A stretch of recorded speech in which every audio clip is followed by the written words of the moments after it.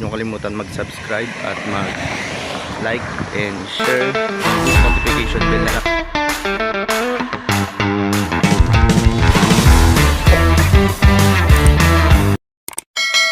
Para na rin pala ito sa mga baguhan at sa mga gustong mag-YouTube at maging content creator, para na rin kayo makakuha na rin ng idea o tips kung paano magsimula rito sa YouTube. Nakatulad ko na kung paano ba ako nagsimula dito sa pag-YouTube o pagiging isang content creator dito. Una sa lahat, pag bago ka pa lang sa pag-YouTube, dapat alamin mo muna kung ano ang lahat ng gagawin mo.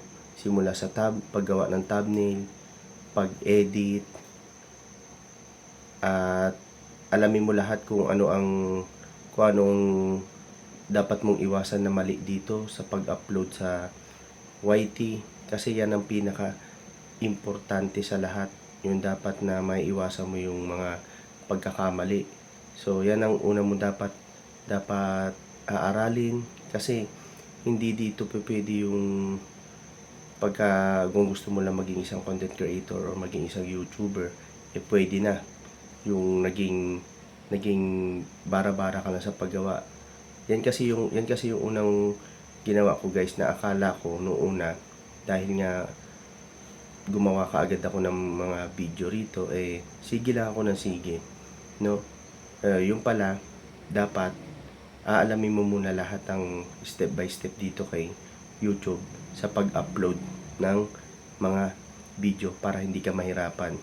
Dahil ito, binabahagi ko itong video na to at sinishare ko to para sa mga baguhan na gumagawa ng mga video ng content dito sa YouTube, at lalo-lalo na doon sa mga magiging bago pa na gustong pasukin itong pag-YouTube.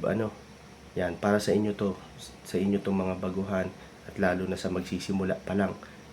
Kaya sana makatulong itong mga sinasabi ko para sa inyo. At ang kagandahan dito, guys, habang nagsisimula ka, tulad ko nung nagsisimula pa lang ako, no, simula nung naging YouTuber ako, no, isang content creator dito, hindi lang yun ang kagandahan dito na mag-upload ka. May matututunan ka at may maibabahagi sa iyo yung mga mas nauna pa sa iyo na mapagtatanungan mo, i-guide ka nila. So ganun din ako sa mga magsisimula pa lang ngayon at mga bagong pasok dito sa YT, no, itong gustong pasukin itong YouTube. Sabi nga, ika nga natin, no, huwag tayong maging madamot na ibahagi sa mga kasama natin o mga magiging baguhan pa lang dito sa YouTube ang mga kaalaman natin. Kaya kung ano man yung mga nalalaman natin nung bago pa lang tayo, tulad ko nung bago pa lang ako, hanggang sa natutunan ko lahat ng pag-upload, lahat yan, kung ano-ano yung mga dapat mong iwasan na mali. So yan, gusto kong binabahagi ko sa inyo ngayon yan. Kaya sa mga mga baguhan diyan na mga YouTuber, na kung mababa pa man ang mga mga subscribers ninyo, magsisimula pa lang kayo, lalo na ang views ninyo, so huwag kayong titigil, guys, no, kasi lahat dyan naman talaga nagsisimula, no. At saka ang hanapin mo lang din, ang isa mong hanapin dito sa pag-YouTube, yung pagiging enjoyment mo, nag-i-enjoy ka, yun ang pinakamahalaga dito, yung nag-i-enjoy ka. Year 2023 nang pasukin ko ang pagiging isang YouTube content creator dito sa YouTube. Doon ako nagsimula, and then pagkatapos nun, marami akong ginawang video nun, hindi ako huminto.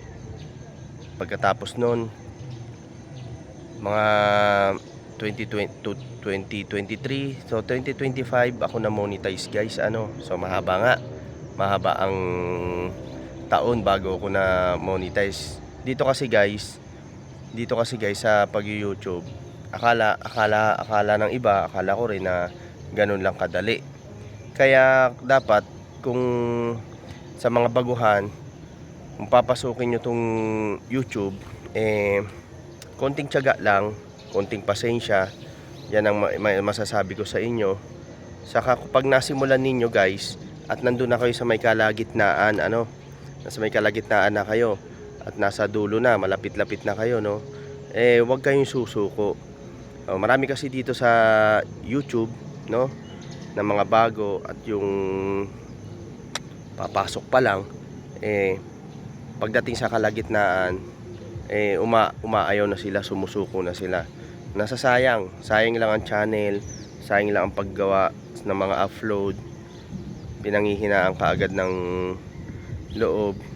Kaya kapag kayo pumasok dito sa sa pag YouTube, so dapat isa lang din na pag-isipan nyo mabuti, kasi talagang mahahati ang ninyo, ang oras ninyo sa trabaho, yan, sa bahay, at sa kung ano-ano pa mga ginagawa ninyo, di ba?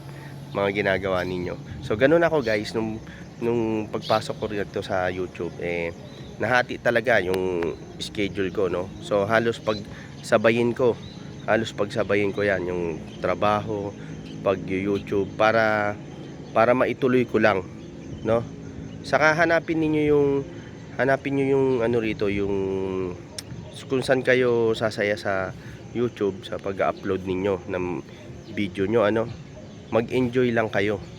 Nagsisimula pa lang ako guys sa pag-YouTube noon. Ang ginawa ko lang,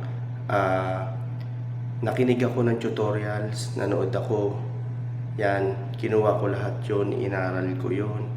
Pagkatapos, pumasok din ako sa mga live. Yan ang mga ginawa ko nung nagsisimula pa lang ako, para hindi ako nahirapan. Although na sa una nahirapan ako, kasi ang totoo naman yan guys, wala naman nagsisimula kaagad na may nalalaman kaagad, hindi ba? Meron kaagad natututunan. Kung kakaririn mo nga ito guys, itong YouTube na to, lalo na sa mga bago, dapat pagsipagan mo, at mas magandang pag-aralan mo muna lahat ng mga dapat mo matutunan dito sa YouTube, katulad ko nung nagsisimula pa lang ako, para kung sakali na handa ka na sa lahat ng gusto mong gawin dito sa YouTube, ay malayong malayo na hindi ka magkakamali, at lahat yun ay may iwasan mo na mga ayaw dito ni YouTube na hindi magandang gawin. At siguradong pag nagsimula ka ay mapiperfect mo ang tamang paggawa ng mga videos, mga editing, yan, lahat yan matututunan mo. At isang mga natutunan ko dito sa pag-YouTube guys, yung maging masaya ka sa lahat ng ginagawa mo. Dapat masaya ka sa content na ginagawa mo, at dapat matuto kang pagsipagan ng lahat ng mga gagawin mo rito sa YouTube, kasi sa ngayong taon na to, year 2026, hindi na ganun kadali na pasukin ang pag-YouTube, lalo na maraming ina-update ngayon na bago si YT. Kaya kung magsisimula ka, yan, dapat aralin mo ang lahat, matutunan mo. So yun lamang guys. Kaya guys, sa lahat, advice ko lang, lalo na to sa mga bago pa lang, at dun sa mga gustong pasukin ang YouTube, pag-YouTube, mas mainam at mas maigi na alamin nyo na muna lahat bago kayo magsimula, para sa bandang huli hindi kayo mahirapan at hindi kayo mangapa. Para sa ganon ay madali nyo nagagawa kaagad ang lahat ng bagay dito kay YouTube, mula sa paggawa ng upload, paglagay ng thumbnail, pag-aralan din ninyo ang mga copyright ng mga lahat ng bawal, at aralin din ninyo ang community guidelines ni YouTube. Hanggang dyan lang po muna guys ang aking naibahagi, at sana nagustuhan ninyo ang aking YouTube vlog ko ngayon, para sa inyo at para sa mga bago. So, guys, thank you so much at maraming salamat sa inyong lahat sa walang sawang pagsuporta sa aking channel, ang Kabarkada TV. Yan, 3 years na nga po pala ang aking channel. So, maraming salamat guys. Thank you so much. Yan, God bless.